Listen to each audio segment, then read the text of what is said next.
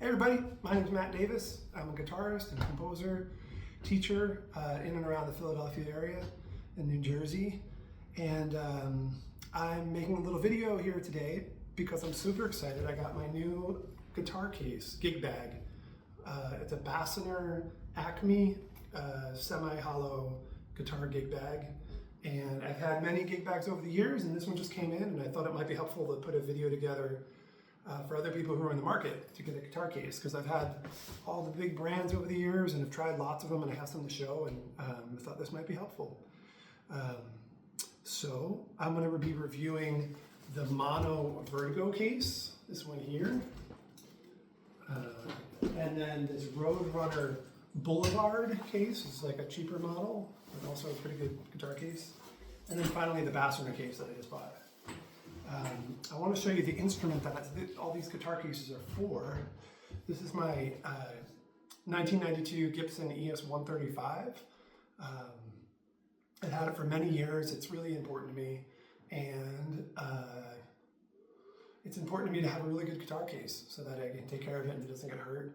It's yeah, it's kind of a special instrument, so it means a lot to me. And so these cases I put a lot of thought into, and so yeah, that's that. I play, before we start, I play a lot of gigs, I teach a ton, and I'm constantly traveling out of my home and to some schools and to performances and whatnot, and I'm taking my instrument in and out of my case all the time, and I'm traveling with it all the time. So it's really important that like all of the features of the case make sense and make my life easier and protect the instrument. And so some of the things I'm going to say about these cases might be kind of nitpicky, but if you're like me and you're using your instrument a ton and you're using your case a lot, then maybe this would make sense for you. If you're not doing that, if you're taking your guitar out of your case, or rather traveling with it out of your home, maybe once a week or less or something, then you might have different priorities or concerns about a case. So anyway, I'm going to start with this mono. This is the mono Vertigo case. Mono is an amazing company, and their cases are incredible. I don't think you're going to find another semi-acoustic or archtop guitar case that has as much padding as a mono case. They're really super protective of the instrument. And you'll see the sides are very padded, the back is very padded, and then the front front side is really padded. They have this strong material here. It's not much, but they have a stronger material here where the headstock meets the case, so the guitar strings don't tear it apart, which is really great. And then they also have it at the bottom. You can see in there that stronger material to protect where the bridge meets the case. So it's pretty great. It's got like a very fluffy velvet interior, so the varnish and everything on your instrument is going to be protected. It's got less pockets than I think I would like. It's got this one large pocket in the front, which I actually am not a huge fan of because it's at an angle, and again, very nitpicky stuff. But if I have, for example, if I have this folder of music that's like pretty common for me, or a tablet or something, and I put it in, and I put it all the way to the side, it doesn't totally fit there, if you can see that, but there's like a little bit left over, so the zipper won't totally go through. So I gotta put it on my side, which is fine, but it's also sharing a pocket with the guitar cables, and it's a real small feature, but it just I found it to be kind of annoying, and I don't like the fact that everything's sharing one giant pocket down here. So there's that, and then they got one other pocket up here that's actually pretty great. It's got a place for your cell phone, a place for your business cards, which is nice. I don't think any of the other cases have that. And then a couple places for pens and pencils and whatnot, and then a little, I guess if you need to hang it up or put your keys in there or something. But just one big pocket with some inside places there. So generally speaking, it's a pretty amazing case. My complaint is that it's actually too much. I've traveled on flights and whatnot with this and other cases, and I find it just to be too bulky. Like, it's protective, but maybe even more than it needs to be. For example, on the bottom, they have this rubber sort of tire thing on the very bottom, and it's very protective, and I'm sure it keeps the bottom of the instrument safe, but it's like almost like a car tire. It's kind of excessive in my opinion.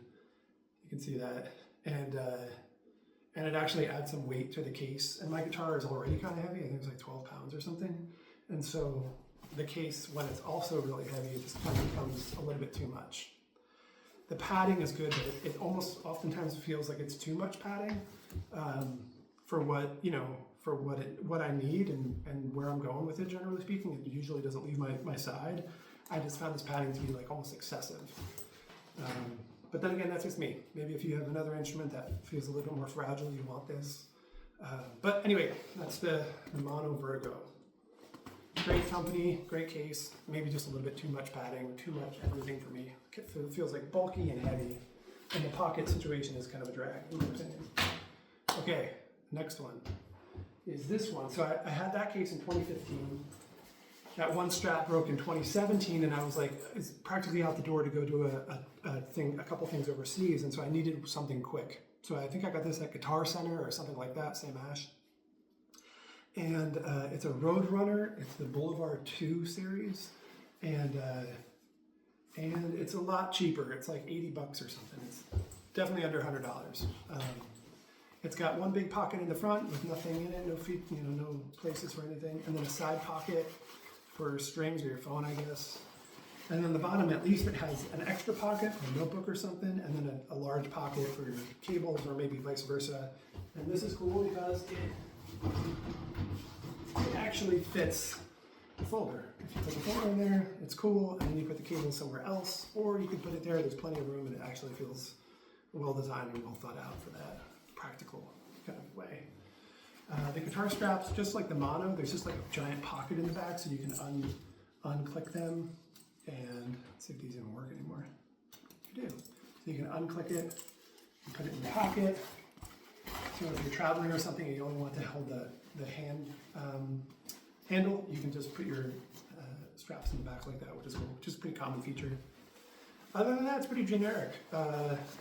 There's some material down here to protect where the bridge is on the guitar, and up here, not so much. So you can see where it's been like damaged and ripped up there from my guitar strings on the headstock.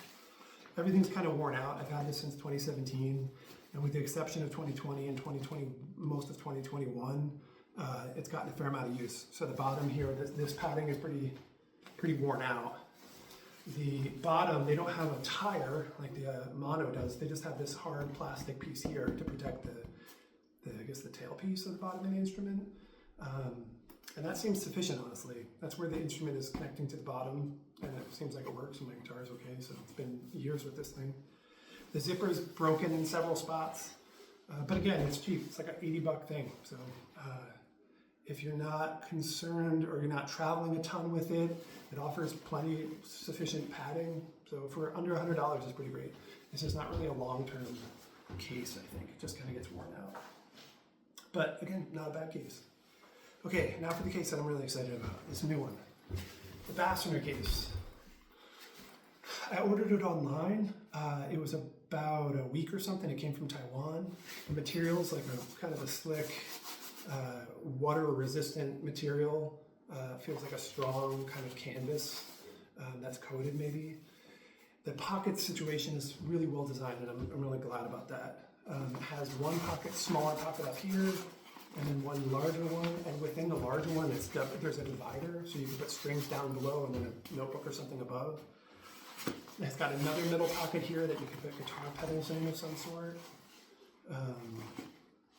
And then there's even a divider in here, so you can put something else like your wallet in there or something. It's huge. There's a large middle pocket. You can put a hoagie in there, or a hollow wine or something.